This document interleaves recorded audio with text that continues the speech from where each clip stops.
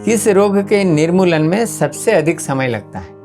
इस प्रश्न का उत्तर आप सोचें, तब तक एक और विषय के बारे में हम बात कर लेते हैं। अपने बच्चे को यदि आप डॉक्टर बनाना चाहते हैं तो किस शाखा में बनाएंगे? यदि आप मुझसे यह प्रश्न करेंगे तो मेरा उत्तर है डर्मेटोलॉजिस्ट, यानी चर्म रोग विशेषज्ञ। इसके 3 कारण हैं। पहला, इसमें मृत्यु की संभावना नहीवत है। दूसरा, इसमें आपातकालीन स्थिति की संभावना भी नहीवत है। तीसरा, इसकी चिकित्सा इतनी अधिक लंबी चलती है, कदाचित जीवन पर।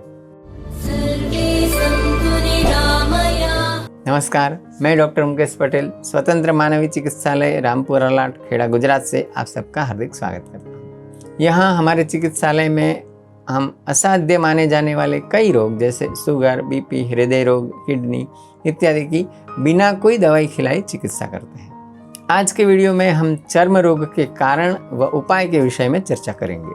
चर्म रोग होने के विविध कारण हैं।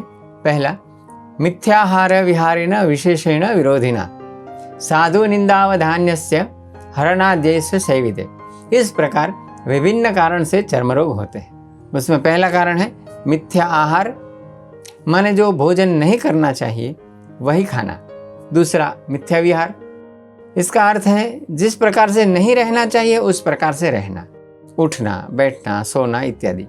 तीसरा, विशेषेण विरोधिना, अर्थात विशेष करके विरुद्ध आहार, यानी भोजन जो जिसके साथ नहीं खाना चाहिए वो खाने से यह विरुद्ध आहार कहलाता है। उदाहरणार्थ दूध के साथ फल, लहसुन इत्यादि। चौथा, साधु निंदा, इसका अर्थ है सज्जनों की निंदा। पांचवा, वध, इस शब्द से सज्जन की हत्या। छठा, अन्यस्य हरणात्, इसका अर्थ है अन्य व्यक्ति की वस्तु का हरण कर लेना।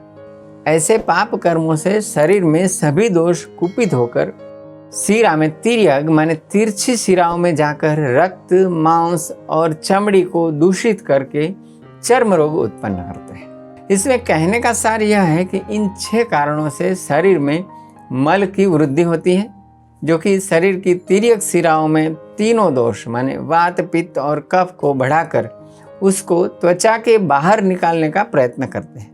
हम इसे चर्म रोग कहते हैं। दूसरा प्रश्न, इसका निवारण कठिन क्यों है? जैसे कि आप जानते हैं पूरा शरीर 5 महाभूतों से बना हुआ है और यह तीनों दोष भी आकाश, वायु, जल, पृथ्वी और अग्नि से ही बने हैं। जब आप कोई भी भोजन लेते हैं तब उसमें इन 5 तत्व 6 रसों के रूप में कम या अधिक मात्रा में होते ही हैं, जो कि 3 पैकी किसी भी दोष को बढ़ाते हैं या किसी भी दोष को घटाते हैं। तीनों दोषों को एक साथ घटाना अत्यंत कठिन कार्य है। उसमें बहुत समय और मेहनत की आवश्यकता होती है। हमारे चिकित्सा विज्ञान में चिकित्सा के 4 स्तंभ माने गए हैं: चिकित्सक, औषध, परिचारक और स्वयं रोगी। सभी चारों स्तंभ बराबर हो तो ही यह चिकित्सा की इमारत स्थिर रह सकती है, अन्यथा यह ढह जाती है।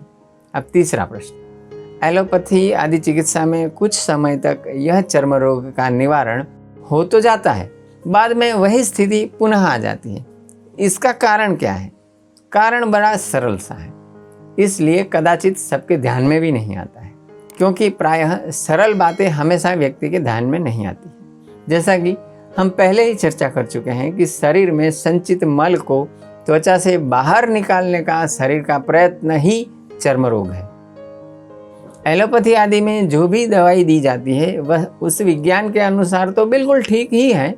इसका कार्य यह है कि वह दवाई शरीर के उस मल को बाहर निकालने की प्रक्रिया को रोक देती है। इसलिए जब तक वह दवाई आप खाते रहते हैं, वह प्रक्रिया जो मल को बाहर निकालती है वह रुक जाती है।